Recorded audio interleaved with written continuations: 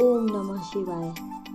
जैसा कि मेरी पिछली वीडियो में आपको तुलसी विवाह के बारे में तिथि और मुहूर्त की सारी जानकारियाँ मिल चुकी होगी और मैंने बोला था कि मैं अपनी अगली वीडियो में तुलसी विवाह की विधि के बारे में आपको बताऊंगी। तो यह वीडियो मेरा तुलसी विवाह की पूजा विधि के बारे में है। तुलसी विवाह में सबसे पहले उनके विवाह में और पूजा में, जिनके घरों में विवाह होता है वह विवाह के लिए और जिनके घरों में पूजा सिर्फ की जाती है वह पूजा के लिए कुछ सामग्री अवश्य एकत्रित कर ले, अपने पास संभाल कर अभी से रख ले, ताकि कल जब आप विवाह करेंगे तो उसमें आपको किसी तरह की परेशानी या व्यवधान नहीं आए। तुलसी विवाह में उपयोग में आने वाली पूजा की सामग्री कुछ इस प्रकार से आप रख ले।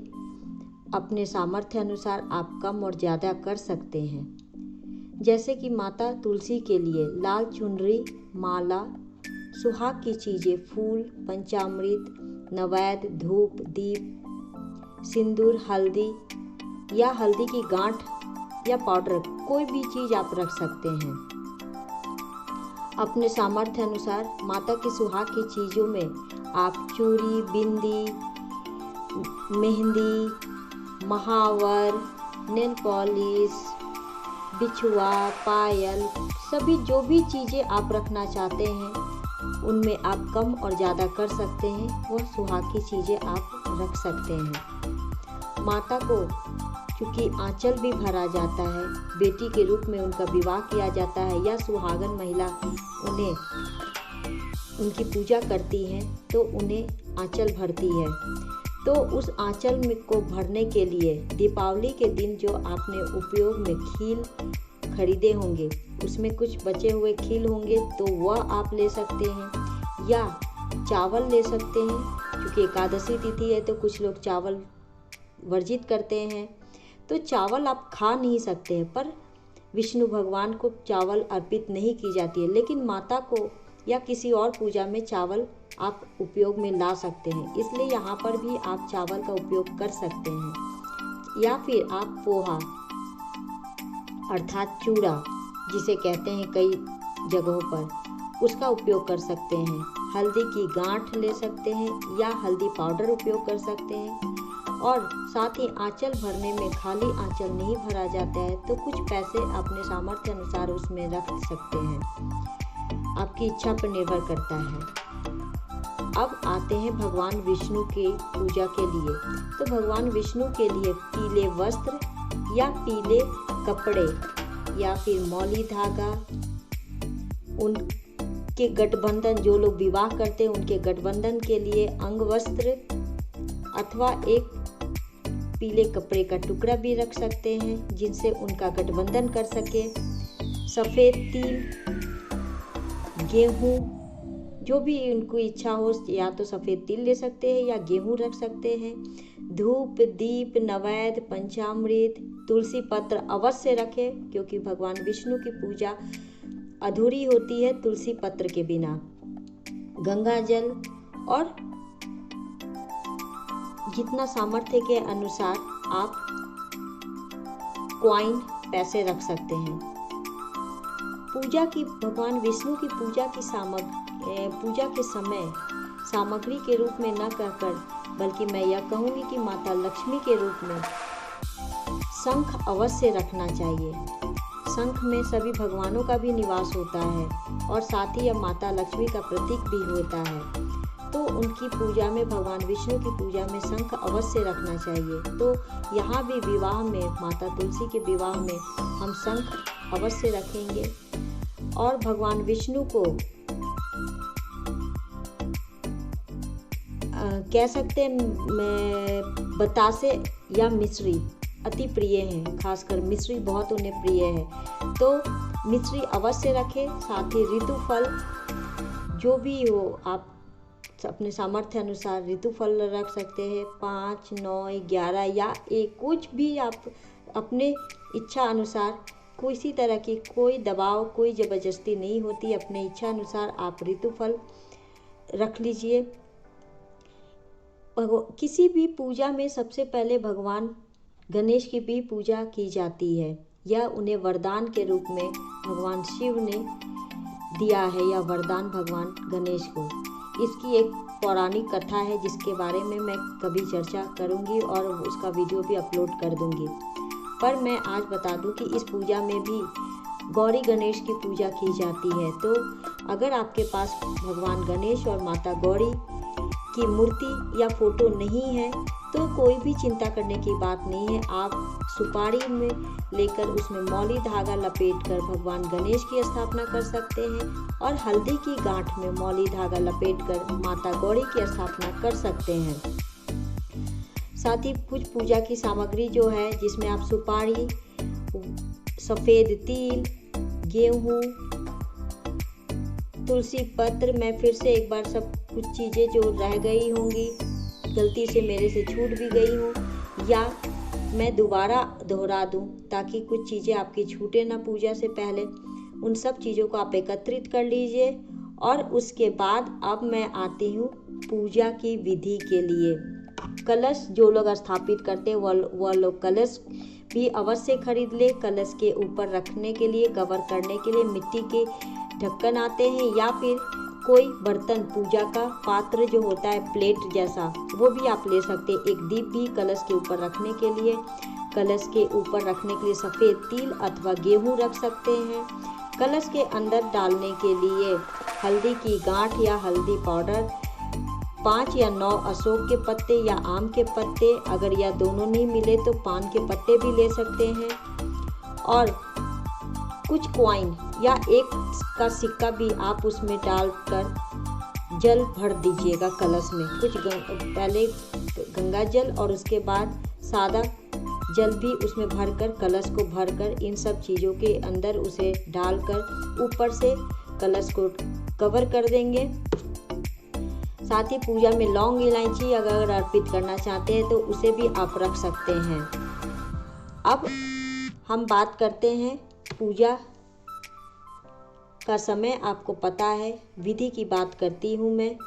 तो पूजा, किसी भी तरह की पूजा में सबसे पहले संकल्प लिया जाता है, संकल्प छोड़ा जाता है। आप किस चीज़ के लिए यह संकल्प ले रहे हैं, कौन सी पूजा कर रहे हैं, किसके लिए यह पूजा कर रहे हैं। तो पहले मैं बता दूं कि पूजा जहाँ पे भी आपने करना है, पूजा स्थल को पहले अच्छे से धोकर साफ कर ले। फिर आप एक लकड़ी की चौकी स्थापित करें। लकड़ी की चौकी अगर बड़ी है जिसमें कि माता तुलसी और भगवान शालिग्राम दोनों आराम से स्थापित हो सकते हैं तो एक चौकी ले, अथवा अगर छोटी है चौकी तो 2 लकड़ी की चौकी ले। जिस स्थान पर पूजा करनी है, विवाह करना है, वहाँ पे पहले गंगा जल छीटे, उसके बाद लकड़ी की चौकी स्थापित करें।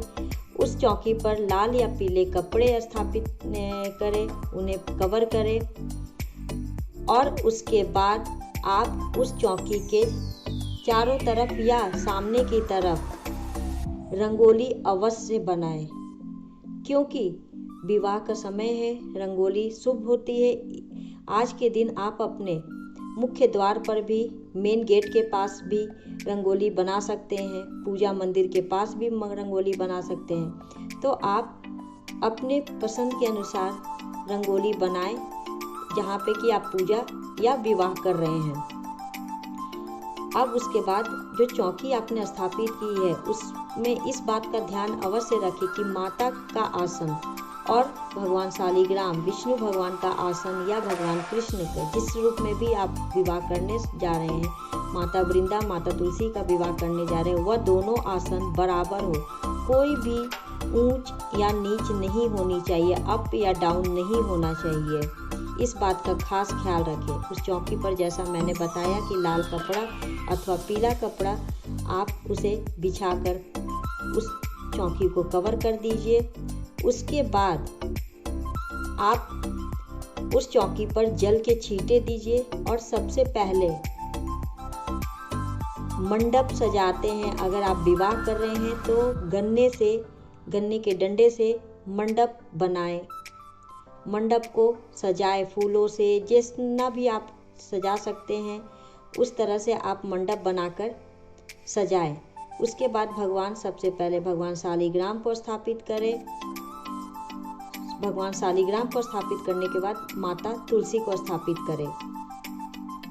फिर दोनों को स्थापित करने के बाद अब हम दीप प्रज्वलित करेंगे, क्योंकि किसी भी पूजा में अग्नि देव को साक्षी बनाया जाता है।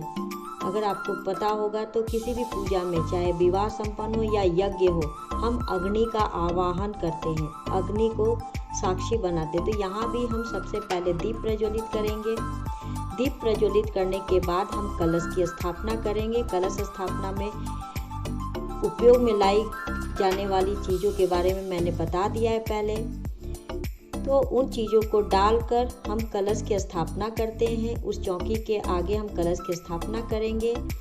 उसके बाद अपने दाहिने हाथ में जल, पुष्प, कुछ कॉइन लेकर सफ़ेद तिल हाथों की हथेलियों के मध्य में ये सारी चीज़ें रखकर हम पूजा का संकल्प लेंगे कि आज सारे देवी देवता का आवाहन करेंगे और यह संकल्प लेंगे कि समस्त देवी देवता, मैं भगवान विष्णु और भगवान शालिग्राम, भगवान कृष्ण के साथ माता वृंदा या माता तुलसी का विवाह अथवा उनकी पूजा करने जा रही हूँ।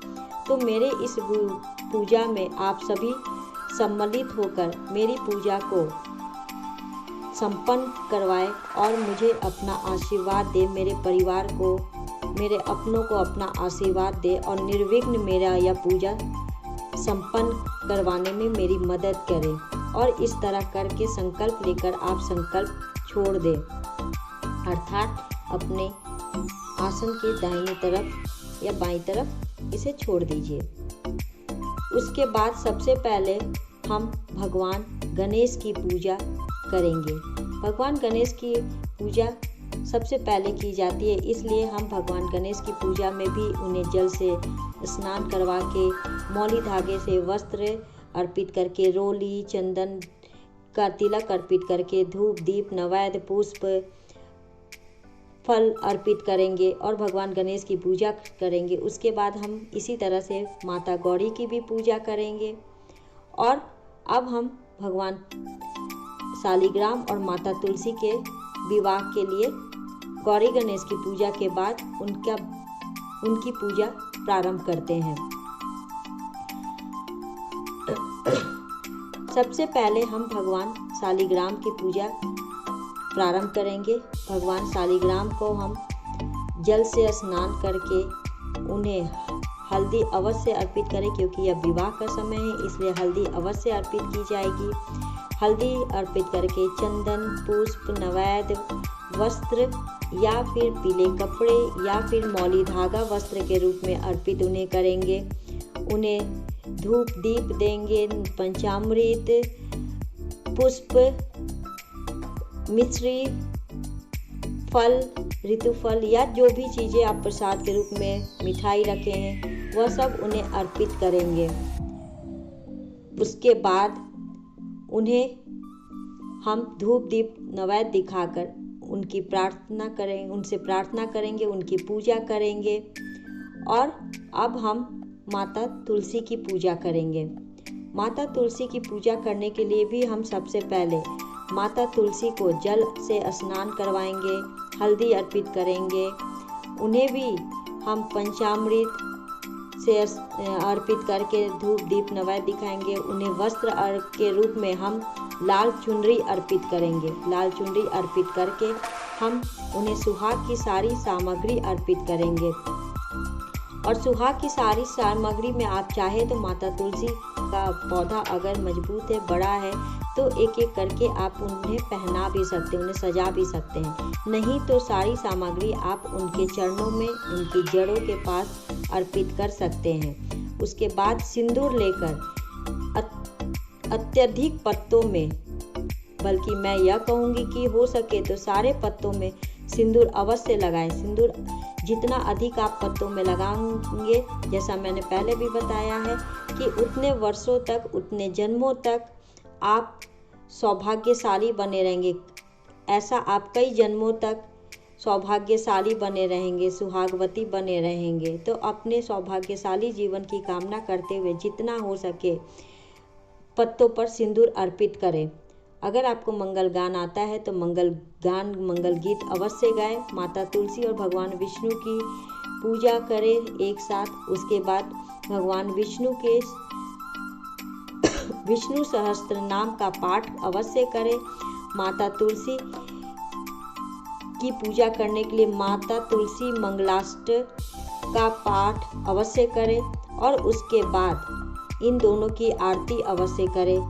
अपने वैवाहिक जीवन की खुशहाली, वैवाहिक जीवन की कामना करते हुए, खुशहाल जीवन की कामना करते हुए, सौभाग्यवती बने रहने के लिए और अपनों के स्वस्थ दीर्घायु जीवन, खुशहाल जीवन की कामना करते हुए भगवान विष्णु और माता तुलसी से यह प्रार्थना करें। अगर हो सके तो यह विवाह अपने पूरे परिवार के साथ करें या पूजा अपने पूरे परिवार के साथ करें, परंतु कई बार यह संभव नहीं हो पाता है। काम की वजह से कई लोग बाहर रहते हैं और कई लोग घर से बाहर नौकरी पे या अथवा काम पर रहते हैं। तो अगर ऐसा संभव नहीं हो तो भी मन ही मन उन्हें शामिल कर ले और उनके लिए प्रार्थना अवश्य करें। इसके बाद आप अपनी पूजा संपन्न करें और अंत में सबसे पहले, जैसे कि मैंने बोला कि पूजा प्रारंभ करने में संकल्प अवश्य लें, उसी तरह से पूजा जब समाप्त करते हैं तो इस पूजा में जाने अनजाने अगर आपसे कोई भूल चूक हो भी जाती है जिसकी आपको जानकारी नहीं भी है तो भी आप क्षमा याचना अवश्य करें। इससे भगवान आपकी प्रार्थना अवश्य सुनते हैं और आपकी भूल चूक को माफ़ करके अपना आशीर्वाद अवश्य देते हैं। इस तरह आप अपने भगवान शालिग्राम और माता तुलसी का विवाह संकल्प संपन्न करके निर्विघ्न संकल्प लेकर निर्विघ्न संपन्न करके अपनी पूजा समाप्त कर सकते हैं और आपके घर में जो बड़े हैं उनका आशीर्वाद ले सकते हैं। और उसके बाद आप जो प्रसाद चढ़ाए हैं, अर्पित किए हैं भगवान को, वह सभी अपनों में वितरित करके और खुद भी अवश्य खाएं। तो आशा करती हूँ कि मैं बहुत ही संक्षिप्त विधि से यह पूजा विधि या विवाह विधि आपको बताई है, आपके लिए यह लाभदायक होगा। और मेरी यह रिक्वेस्ट है आपसे कि मेरे इस वीडियो को आप अत्यधिक शेयर कीजिए, जिससे कि बाकी के लोगों को भी इसका लाभ अवश्य मिल सके, उन्हें भी संक्षिप्त विधि पता चल सके और उनकी पूजा में भी अगर किसी तरह की त्रुटि होने वाली है या हो जाए तो उससे वह बच सके। धन्यवाद। ओम नमः शिवाय।